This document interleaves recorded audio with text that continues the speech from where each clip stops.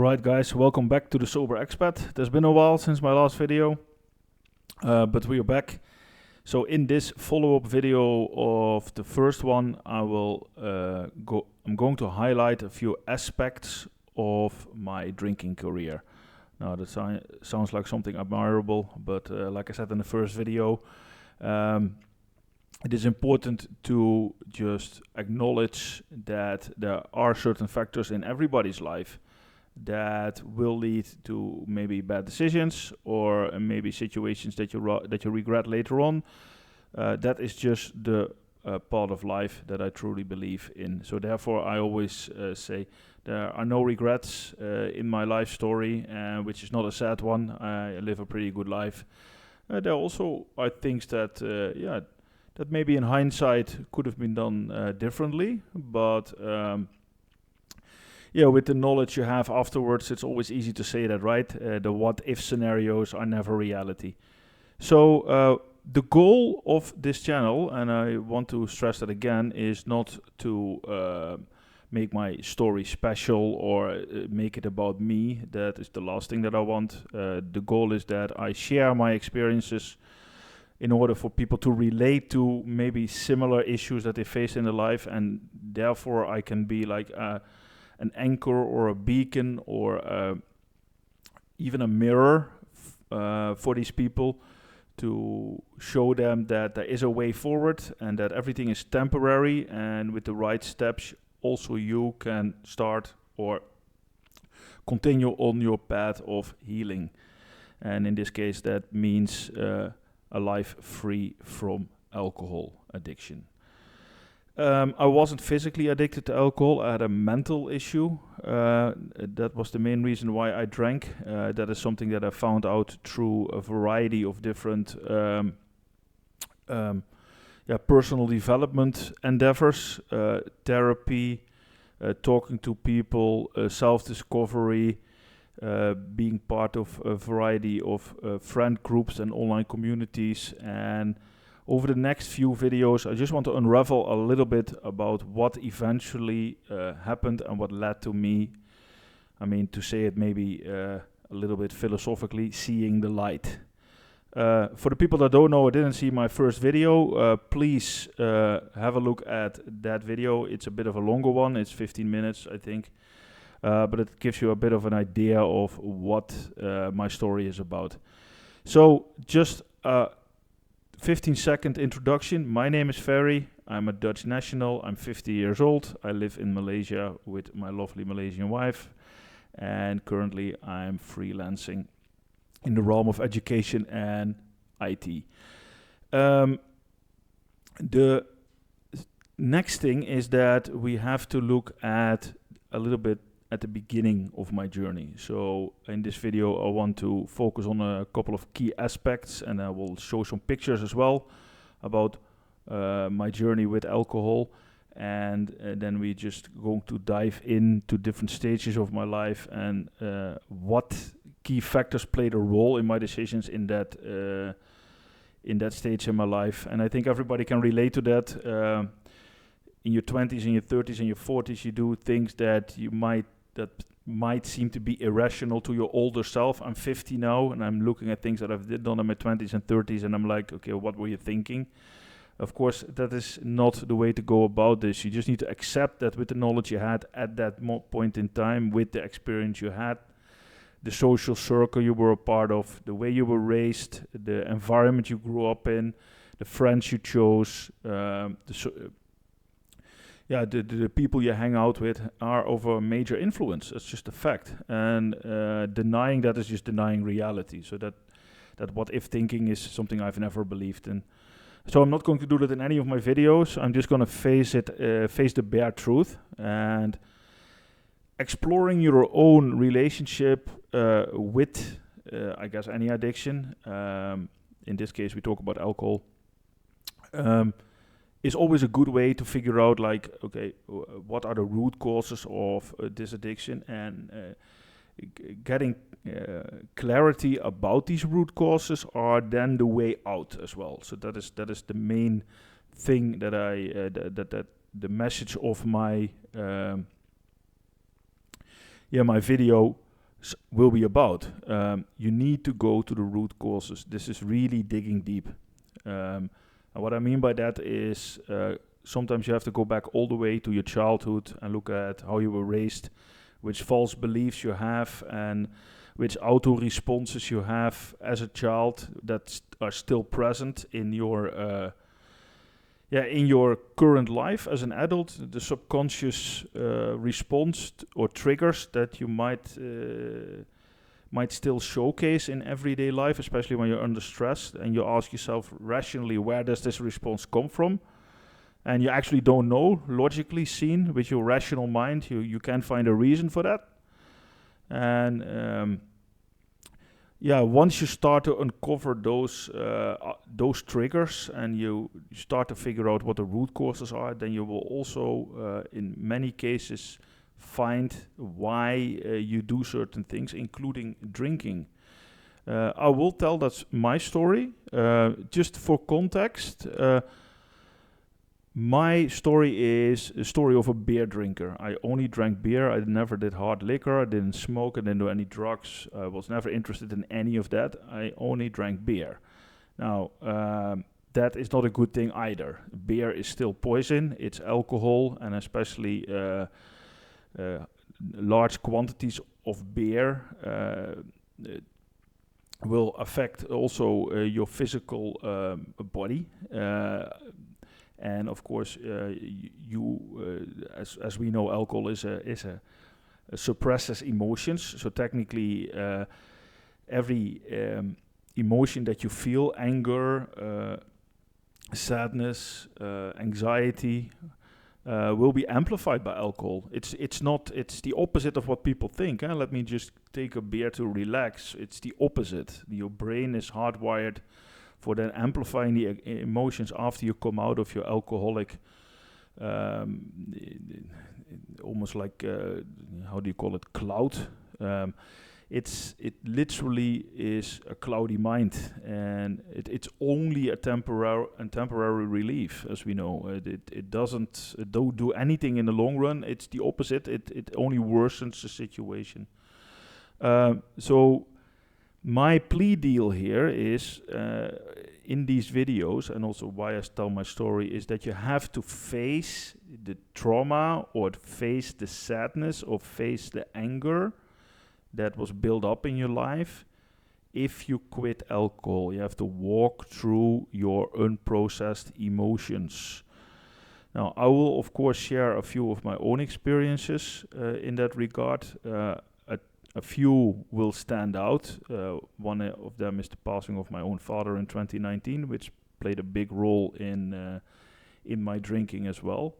There's nothing going on here in terms of blame. My parents, my friends, and all the people that I knew during the different stages of my life, or still know, have nothing to do with your drinking in terms of accountability. That is only on you. So you need to be extremely honest, and you need to tell yourself, okay, this is my problem. You can't point to anyone else. Of course, people can influence your decisions to drink or to suppress or to not feel, but that is technically a reaction to their behavior. You can change people. You can change adults. You can change your parents. You can change the people around you. You can only change yourself. So you have to go through the pain, and by going through the pain, you will technically dissolve the unwanted behavior. By no means a short and easy journey. Let me warn you beforehand. This is a very, very difficult journey. And as I said, if I look at myself as an example, this took me 50 years, half a century. I'm 50 years old now, and I'm sober since February 29, 2024, after a major tragedy in that happened in my life, where one of my friends passed away from a kidney cancer that was induced or correlated with his alcoholism. That was the final drop for me. But we have to start at the beginning. So what I want to do here is just lay out 3 different factors that played a role in my life for what in hindsight influenced my decision to drink beer, to use beer as as a social glue, to be able to hang out with different people, and how that became a habit or the standard in my life throughout my adult life. I was always functional. I had a successful career. I traveled the globe. I finished my master's degree in computer science. I have a large network of people. I have close friends. I have a good relationship with my family mostly. And so it's not like I'm not gonna give you this pity story or victim story, because I'm not a victim. I take full responsibility for all the things I've done. I'm also not a person that complains a lot. I do a lot of introspection, and I've always looked at myself and mirror what people say towards myself. So that is a very important thing to realize. So what I want to do is just want to give you an idea of what my life looked like up till like a year ago, where beer was a part of my social life everywhere. My first drink I had at age 19, so a little bit later than most people. It was in 1993, where I was celebrating the Dutch national title for a drafts team that I was part of back then in my hometown. I grew up playing drafts, which is a mind sport, a board game, but then at professional level, semi-professional level. And I played for a very strong team, which operated out of my place of birth in the Netherlands. And within that culture of drafts, it's very common that people hang out after the game at bars, in a canteen, analyzing games. And within that environment, I was offered my first beer, and since then it became a part of my life. Beer and drafts were technically synonymous. If you would play a game, either for the competition, which were Saturdays, where I was traveling with my fellow drafts players to different cities to play a game, and afterwards we would grab a beer, analyze, have dinner together. So that was my first social environment, where I learned that drinking beer mostly, that is the interesting thing, most of these people in that environment only drink beer, is a common thing. So I grew up in the technically already experiencing a culture like a lot of countries in the West, where drinking is just part of everyday life, and particularly socializing with groups of people, hobby-wise, or in any social environment. Just going out with your friends usually involves an alcoholic drink. At that point in time,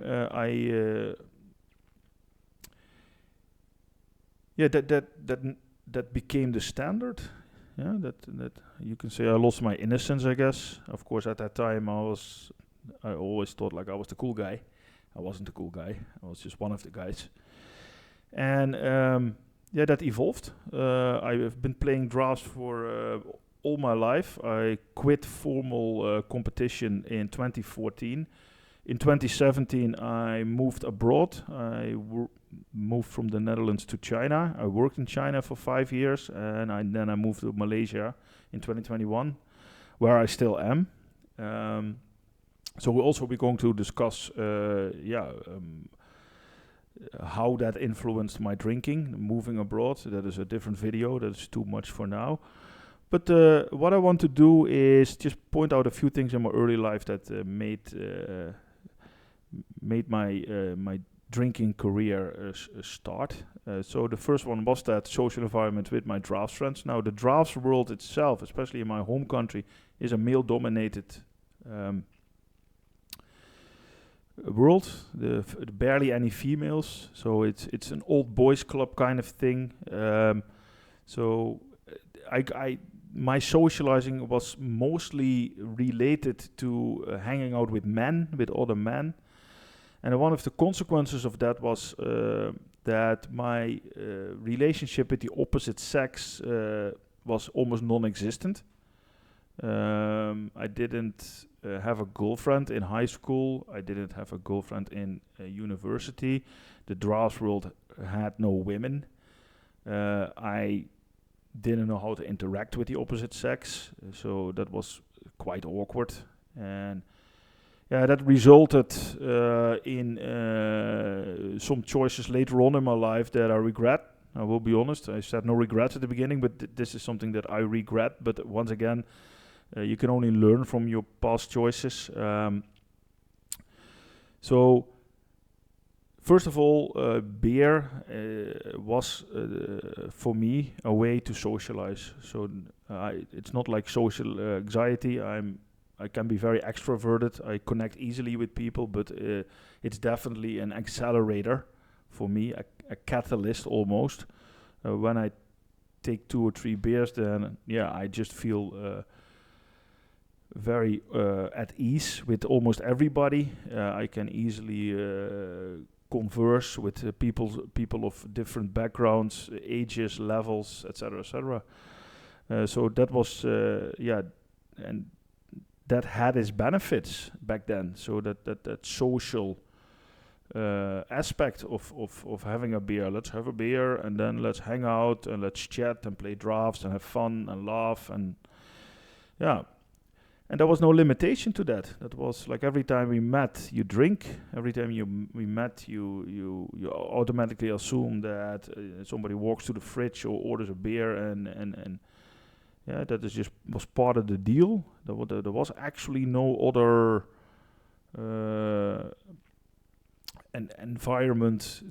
social environment that I grew up with without having alcohol. Even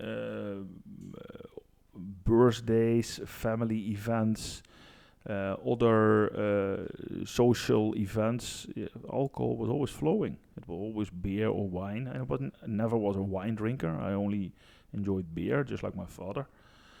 But later on there was a kind of like emotional, mental dependency on that beer. Give me a beer first before I will hang out. Which is, of course, very unhealthy. So you technically create an emotional link, an emotional connection to a glass of beer. Now, this, of course, had more implications than you might think. The first thing is needing a beer to socialize. Or at least that's what I thought. Which was a false belief.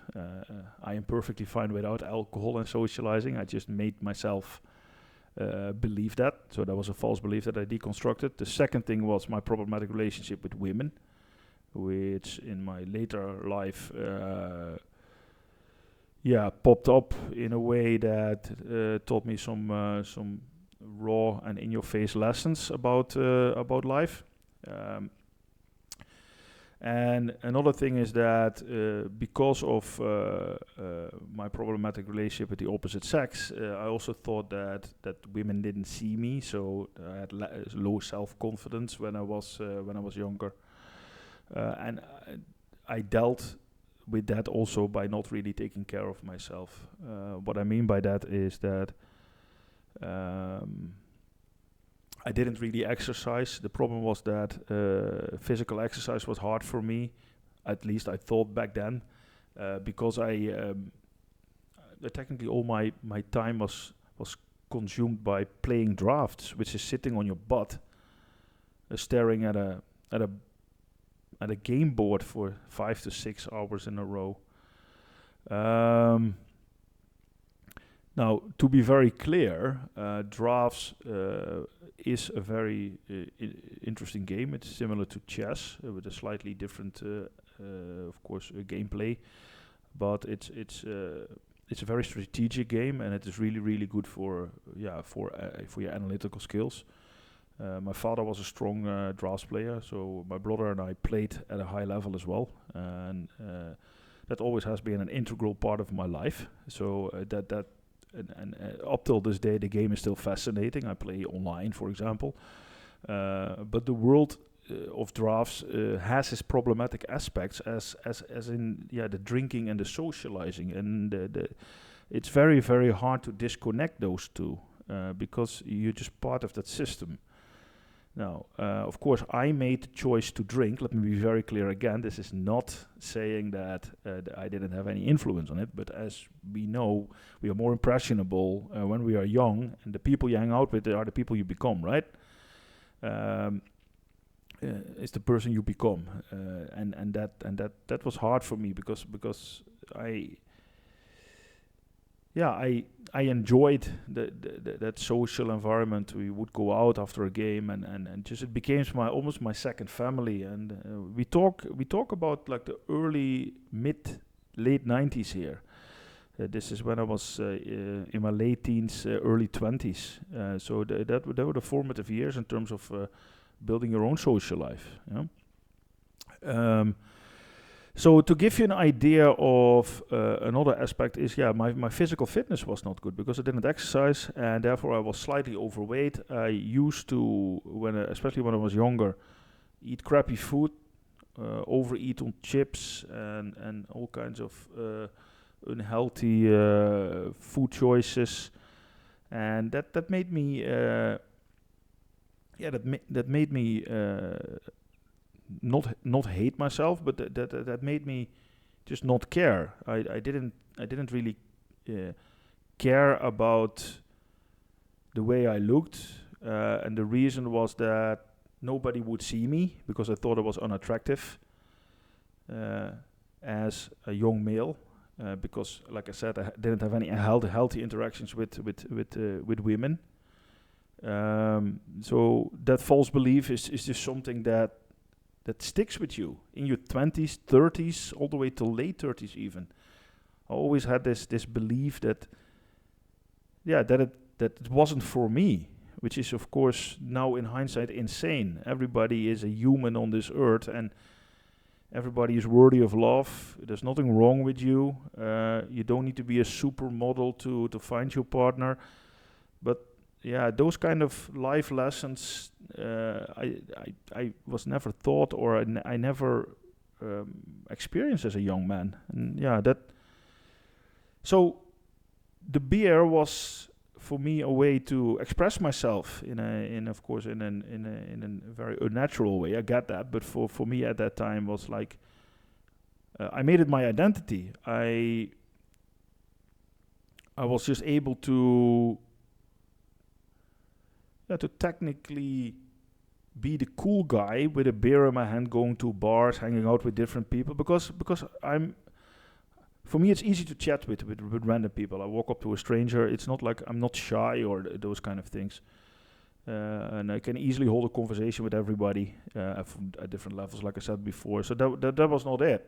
But when it came to females, especially if there was a romantic interest, then I would completely shut down.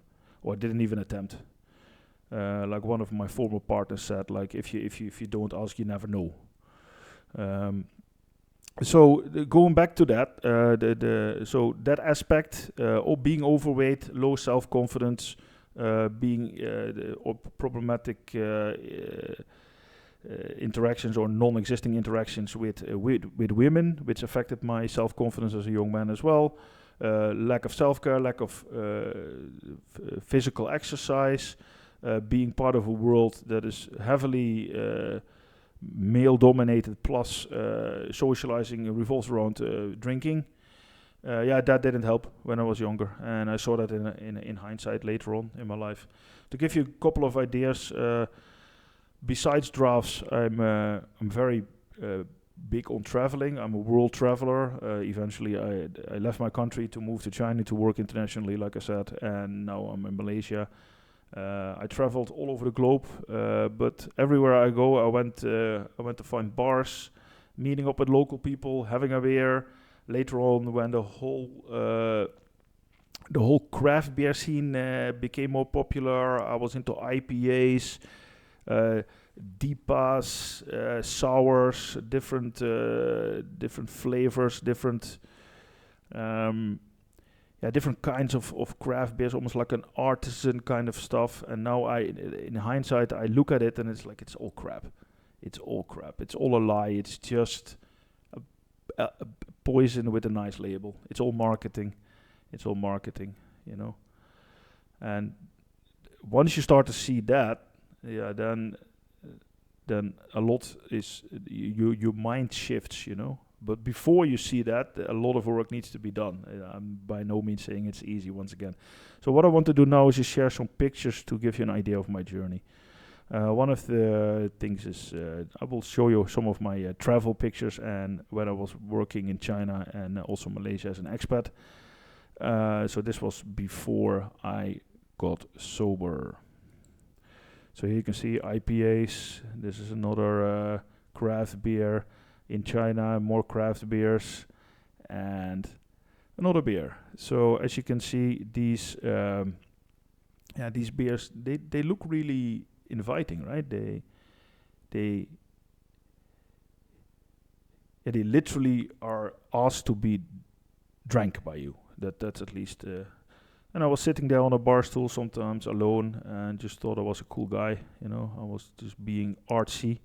Live music in the background, as you can see, which I still love, now just without alcohol. And I always thought that, this was the life. This was being the cool guy, which is quite sad in hindsight, because there was nothing cool about it.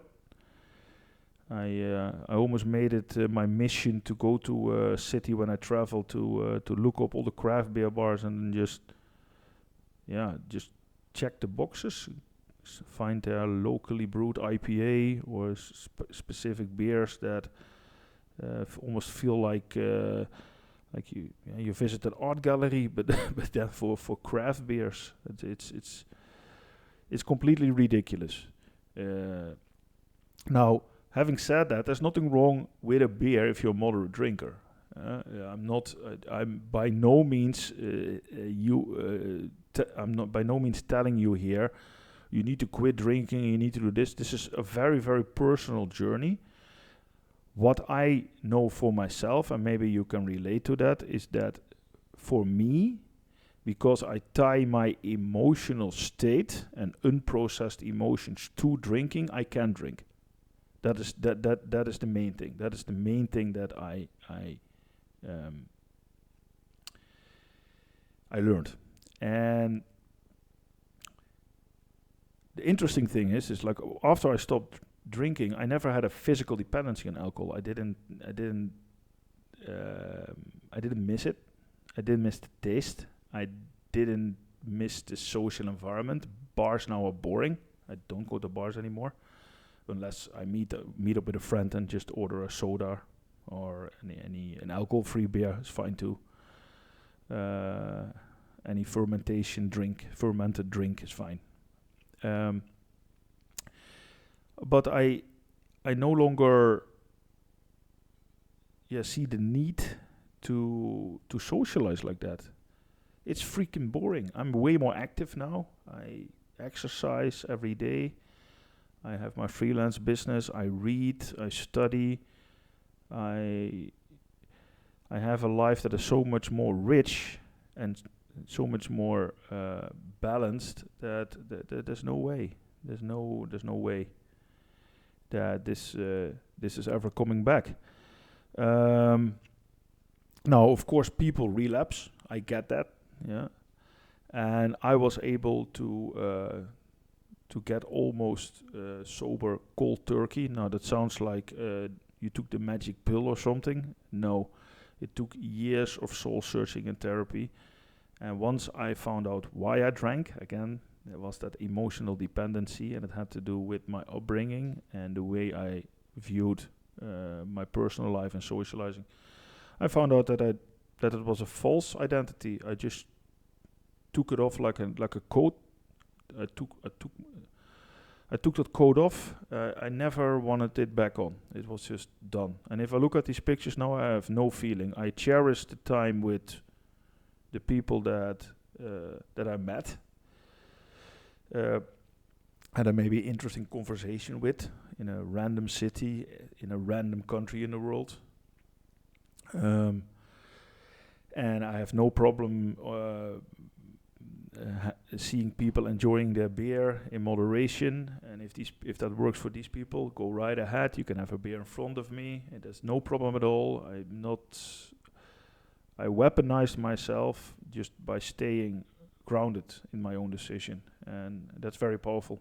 Yeah. Now, as of the other part, I said I was quite overweight. I was at a point in time, what is called yo-yoing, right? You go back and forth between losing weight and then gaining weight again. It was all emotional stress for me. So every time I gained weight, there was something stressful going on, or at least in my system, it was identified as stressful. And that led me to eat more and drink. So, and of course, as we all know, beer is empty calories, so that didn't help either. And if you don't exercise, then things happen. You gain weight and you lose self-confidence. And to give you an idea where I came from, a few pictures here. This is a picture where you can see me in Thailand. This is with a Dutch comedian on one of my flights with some Thai people that I met in Thailand. But you can see that I packed on quite some kgs. And when I look at these pictures, I see a man that didn't really process his emotions, that didn't really understand what was going on. And even though on the surface it looks like I was having fun, and I loved the traveling, I loved the foreign foods, meeting locals, that's all fantastic, but you can clearly see the physical neglect of yourself when you look at these pictures. Yeah. So I made some attempts before I really got sober to stop or to moderate, which is a lie. Moderation doesn't work for me. One is never enough. People that drink that chose to get sober know that one is never enough. And in a social environment where you're pressured to drink, it's very, very hard to say no. Very, very hard. And I found that out myself, You don't go to the bar to order a soda. That was my old self. You go to the bar to have a beer, or you don't go to the bar. Yeah. And as you can see in these pictures, this is these pictures were taken in 2012, 2014, around that time. So it's a bit over a decade ago. So when I moved away from the Netherlands, which was in 2017, I made some serious attempts to pick up physical exercise. I took boxing classes. I built a home gym. I quit drinking for 3 months and then a month, but the expat life sucked me right back in. So my colleagues were having a beer after work, so we would take a beer, and then after 2 beers I would go to the gym, and that didn't work, of course. So eventually even though I made some good progress at certain points in time, 2019, 2020, eventually, it didn't result in a long-term decision to stop drinking completely. Plus, it also didn't result in consistent exercising. So, a few pictures that I can show here are. This is when I was in China, so you can clearly see that I have been exercising, and I lost quite a lot of weight here, also with a professional trainer. I started to do healthy cooking, took even cooking classes both in China and in Thailand. And these were definitely good times, but like I said before, it didn't it wasn't consistent. It was like a wave function. So 2019, 2020, and then of course COVID. They closed down the gym, and I was not able to keep this up. So I gained some weight again later on, even when I moved to Malaysia. And then in Malaysia, I started exercising rigorously because we had a pool at the condominium there where I was living. So I did 40 lanes or 20 lanes every day, 40 on the weekend. They had an adjacent gym that I used frequently. I invested in a home gym as well. So then it started to get better, but once again I was still in that expat bubble, and the drinking didn't stop. It was paused for some periods of times, but it didn't stop. So that was eventually technically flatlining. My progress. Once you can improve different aspects in your life, like exercising, not hanging out with certain people that you drink. But if you're part of an expat bubble where the majority of fun with colleagues is just going to the bar after work, then it's extremely hard to not being a part of that, especially if you live abroad and you're far away from your family. Then that social environment is one you stick with. Pub quizzes, a Friday afternoon beer, maybe even a hike first and then a beer. But the problem is, it's never one beer. It's always like 4 beers, and then the big ones, the half liters. And then you come home, you're tired, and then you sleep like crap. And you wake up the next morning feeling crappy, and we've all been there. And now, in the last year, a few events took place that I'm not going to go in detail, but that technically turned my life around forever, and made me decide to quit on the spot after having some major insights that started technically already back in, I think, June 2023 all the way up till February 2024, which I will discuss. The timeline of that year I will discuss in a different video. So as you can see, these factors are multitude. They're plentiful.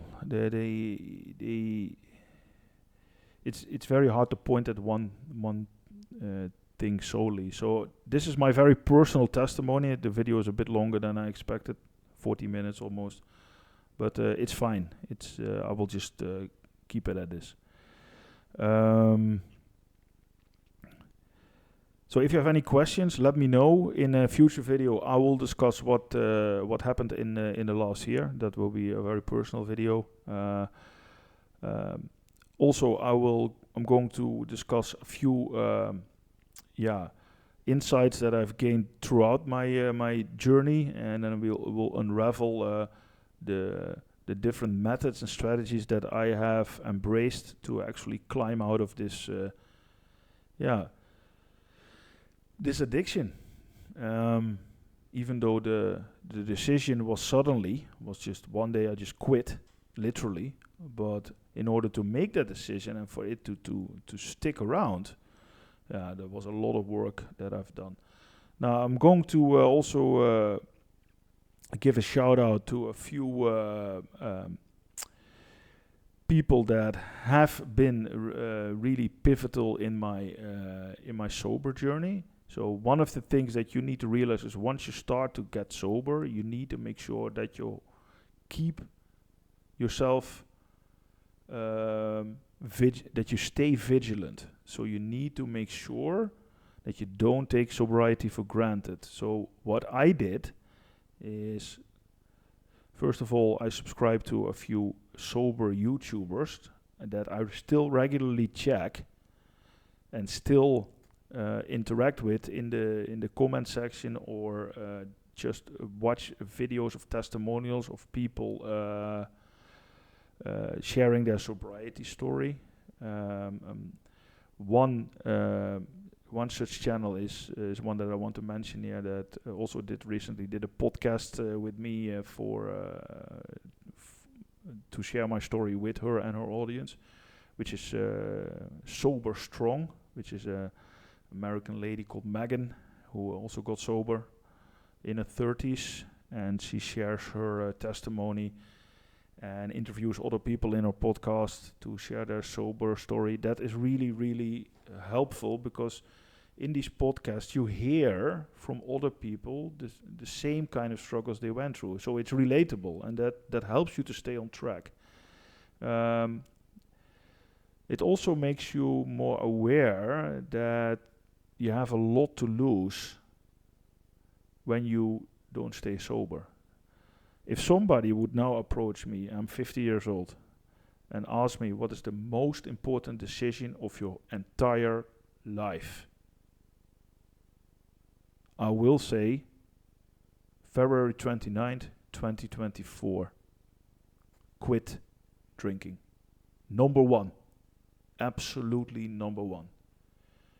And I've actually quite a couple of really interesting achievements in my life, but that one is the king of the hill, whatever you call that.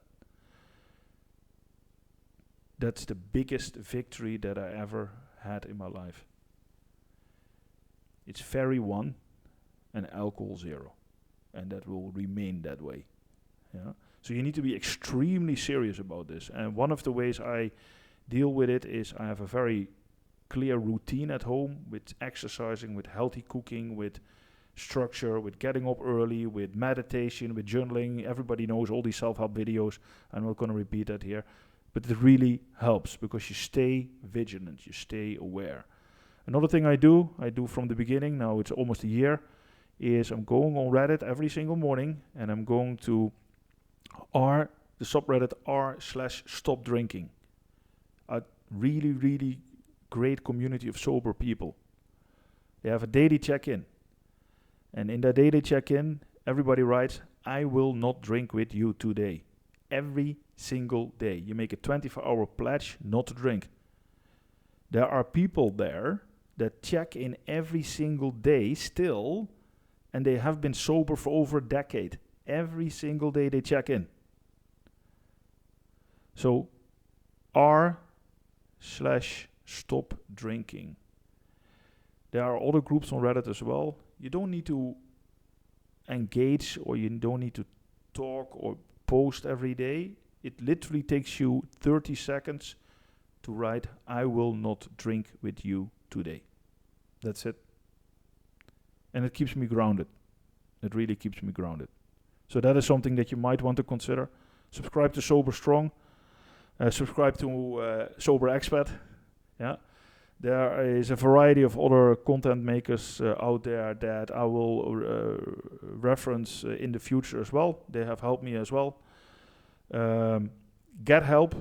If you have a real problem, please find a community. That is very important. Find an accountability partner. Make sure that you clear out all the alcohol from your home. Yeah. And say goodbye to people that don't support your journey. That's probably the hardest one, but that is what I have done as well. I'll give you an example. I had a buddy in China, an American guy that I used to hang out with, quite a heavy drinker. I had him on Facebook. So a few months ago, I made a post that I decided to stay sober, and I shared some gym pictures and whatever. And his response was, nobody likes quitters with 2 angry faces. And what he meant by that is quit the alcohol. So he was technically telling me, like, you're a loser because you don't drink anymore. You know what I did? I immediately blocked him. And he was a person that I spoke to quite often. But what I realized is that some people are not friends. They're just drinking buddies. And somebody that responds like that is not supportive of your journey, doesn't deserve to be a friend. And you can even go a step further. He's just a complete a-hole. I dare to say that right here. People that do that are not friends. Get rid of them. No, they're toxic. But most of, actually all of my other long-term friends and family is very, very supportive. You will find that out. And if people are not supportive, then let them be. Don't try to convince them. You don't need to explain anything. Also crap like you've changed. Maybe, but for the better. Set your own boundaries also with these people. Yeah? And if the only thing that you have in common with them is alcohol, then they're not a friend. They're a drinking buddy. This is not the same. Yeah? So please be aware of that. It's a long ride. So if you are venturing into this part of your life where you say, okay, I want to moderate or I want to quit drinking, please make sure that the journey will be long, that you need to go deep in finding the root causes, analyze what your triggers are, and try to figure out what false belief you have of yourself. I will address this further in another video. I did what is called inner child work, which is based on Carl Jung's shadow work. That was the big game changer for me. I will dedicate a full video on that later. And try to hold yourself accountable. It's a day-by-day thing. Just never ever take that sobriety for granted. So if you're sober, check in with yourself, check in with your people, check in with your sponsor, check in with your accountability partner, check in with the subreddit. I will leave the links to the channel that I promoted, so Sober Strong, and the subreddit in my comment in my right underneath the video right here. This video was way longer than I intended it to be, but apparently I had to get it out of my system. I hope it's helpful for you guys, and if you have any questions or any parts of my journey or things that I've discussed in this video, if you want me to talk about it in more detail or specifically about a certain part or your questions, please drop it in the comment section, and I will definitely get back into it. Like I said, this is my secondary YouTube channel. The goal is just to put out content for people to relate to be of support with, and so it will not be a regular thing. Monetization is not my goal. I just want to share my story and see if it resonates with someone, and if there's even one person that finds this content helpful or helps them along the journey to a sober life or to a better life for yourself, then this was worth it already. Yeah, because even in the end we only have each other. Yeah, and we never alone. Any problem that any person has or you have, thousands of people had that before. You're not unique, so you're never alone in your experience. Okay, I'm going to round it up here. Thank you for checking in with me today. I hope you make it all the way to the end. If not, that's fine too. This was just a bit of more rambling on, but it's fine. This was Ferry. Drop any questions in the comment section, and I will see you next week in the next video. Sober Expat. Click the subscribe button and please like this video. Okay, thank you. Over and out.